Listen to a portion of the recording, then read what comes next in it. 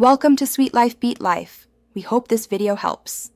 Your 401k isn't just a savings account. It's a powerful investment vehicle specifically designed for your retirement. It grows tax-deferred, meaning you don't pay taxes on the investment gains until you actually take the money out. Understanding the best way to access these funds is absolutely crucial for creating a secure and comfortable retirement lifestyle. Generally, you can start taking penalty-free withdrawals from your 401k when you turn 59 and a half years old.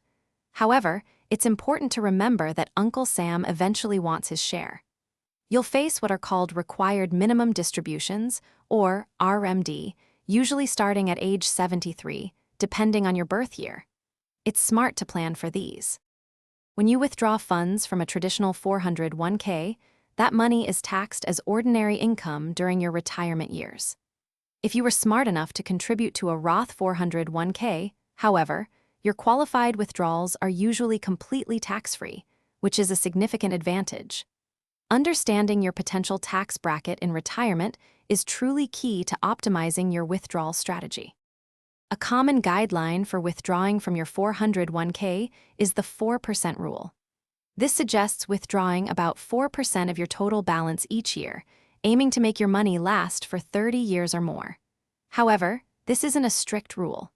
It's really wise to adjust your withdrawal rate based on how the markets are performing and your changing needs. Remember, your 401k is just one part of your retirement income puzzle.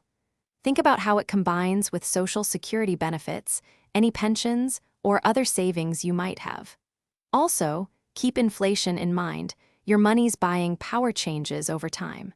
For a truly personalized strategy, consider talking with a qualified financial advisor. Thanks for watching. Consider subscribing if we helped you.